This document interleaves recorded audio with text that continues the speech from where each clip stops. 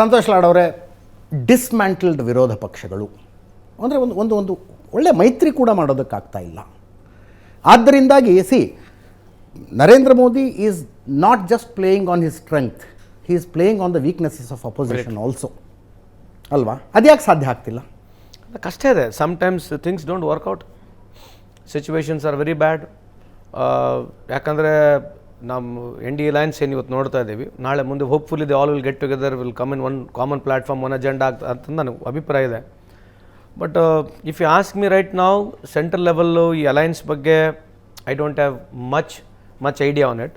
ಅಲ್ಲ, ಭರವಸೆ ಕಳ್ಕೊಂಡಿದ್ದಾರೆ ಅಂತ ಅನ್ನಿಸ್ತದೆ. ಭರವಸೆ ಅಲ್ಲ, ಈಗ ಅಲೈನ್ಸೇ ಇಲ್ಲ ಅಂದಮೇಲೆ ಒಬ್ಬರಿಗೊಬ್ಬರಿಗೆ ಭಿನ್ನಾಭಿಪ್ರಾಯಗಳು ಬಂದಾಗ ಅಲೈನ್ಸ್ ಬರ್ದಂಗೆ. ಈಗ ಇದೆ ಬಿಹಾರ್ನಾಗ ನಾವು ಅವನಿಗೆ ಮುಟ್ಟಂಗಿಲ್ಲ, ಇವನು ಅವನಿಗೆ ಮುಟ್ಟಂಗಿಲ್ಲ ಅಂತ ಆಯಿತು, ಮತ್ತು ನಂಬರ್ ಗೇಮ್ ಬಂದಾಗ ಅಲೈನ್ಸ್ ಆಗ್ಬಿಡ್ತಾರೆ ಪೊಲಿಟಿಕಲ್. ಹೌದು.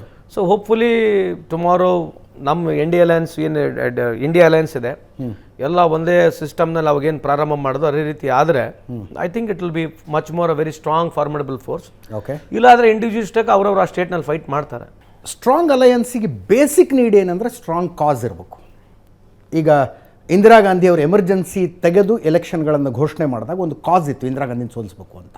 ತಮ್ಮೆಲ್ಲ ಭಿನ್ನಾಭಿಪ್ರಾಯಗಳನ್ನು ಬಿಟ್ಟು ಬಂದರು ಎಲ್ಲ ಪೊಲಿಟಿಕಲ್ ಪಾರ್ಟಿಯವರು. They merged into one party. ಇಲ್ಲ, ಇದು ಒಂದು ಸ್ಟ್ರಾಂಗ್ ಕಾಸ್ ಅಂತ. ಎಮರ್ಜೆನ್ಸಿ ಅನ್ನೋದು ಈ ದೇಶಕ್ಕೆ ಮಾರಕವಾಗಿತ್ತು, ಪ್ರಜಾಪ್ರಭುತ್ವಕ್ಕೆ ಮಾರಕವಾಗಿತ್ತು, ಸಂವಿಧಾನವನ್ನು ಕೊಂದು ಹಾಕಿದ್ರು, ಅದರಿಂದ ಸೋಲಿಸ್ಬೇಕು ಅಂತ. ಅಂಥ ಕಾಸ್ ಇಲ್ವಾ ಈಗ?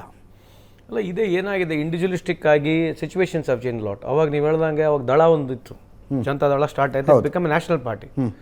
ಈಗೇನಾಯಿತು, ಆ ಥರ ನ್ಯಾಷನಲ್ ಪಾರ್ಟಿ ಆಗ್ತಕ್ಕಂಥ ಫಾರ್ಮ್ ಇಲ್ಲ. ಬಿಕಾಸ್ ಎವ್ರಿಬಡಿ ರೀಜ್ನಲಿ ಅವ್ರ ಏರಿಯಾದಲ್ಲಿ ಸ್ಟ್ರಾಂಗ್ ಇದ್ದಾರೆ.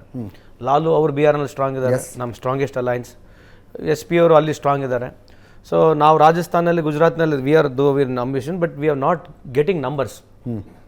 ಸೊ ಸುಮ್ಮನೆ ಉದಾಹರಣೆ ಕೊಡ್ತೀನಿ, ಹಂಗೇನಿಲ್ಲ.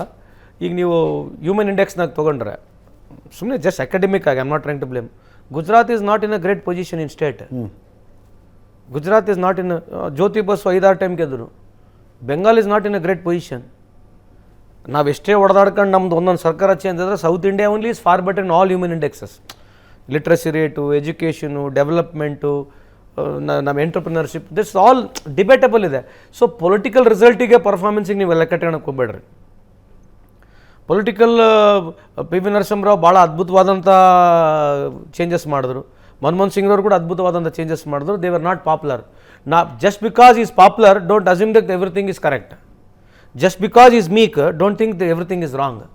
So that is the beauty of democracy. So ಇದು ಅರ್ಥ ಮಾಡ್ಕೊಳ್ಳೋದ್ರಾಗೆ ಗೇಮ್ ಹೋಗ್ಬಿಡುತ್ತೆ ನಮ್ದು. ನಾನು ಮತ್ತೆ ನಮ್ಮ ಪ್ರಶ್ನೆಗೆ ಬರ್ತಾ ಇದ್ದೀನಿ. ಮೋದಿನ ಸೋಲಿಸೋದು ಒಂದು ಕಾಸ್, BJP ಮತ್ತೊಮ್ಮೆ ಅಧಿಕಾರಕ್ಕೆ ಬರದಂತೆ ತಡೆಯಬೇಕು. ಒಂದೇ cause is not a strong enough. ಅಲ್ಲ, ಒಂದು ಬೈಂಡಿಂಗ್ ಫ್ಯಾಕ್ಟರ್ ಆಗ್ತಿಲ್ಲ. ಒಂದೇ ಒಂದು ಬೈಂಡಿಂಗ್ ಫ್ಯಾಕ್ಟರ್ BJP ಇಲ್ಲೇ ಇದ್ದಾರೆ. ನಮಗೆ ಒಂದೇ ಒಂದು, ನೀವು ಒಂದು ತಿಂಗಳ TV off ಮಾಡಿಬಿಡ್ರಿ.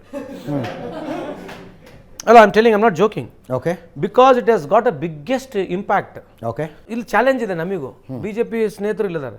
If your leader is so popular, give us equal opportunity. If not, close the TV for 1 month. ಎಲ್ಲ ಕೆಲಸ ಮಾಡಿದ್ದೀರಿ.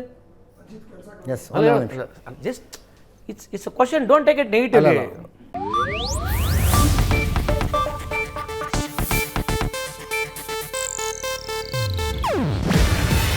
ಇದು ಏಷ್ಯಾನೆಟ್ ನ್ಯೂಸ್ ನೆಟ್ವರ್ಕ್ ಪ್ರಸ್ತುತಿ. ನೀವು ನೋಡ್ತಿದ್ದೀರಾ ಏಷ್ಯಾನೆಟ್ ಸುವರ್ಣ ನ್ಯೂಸ್.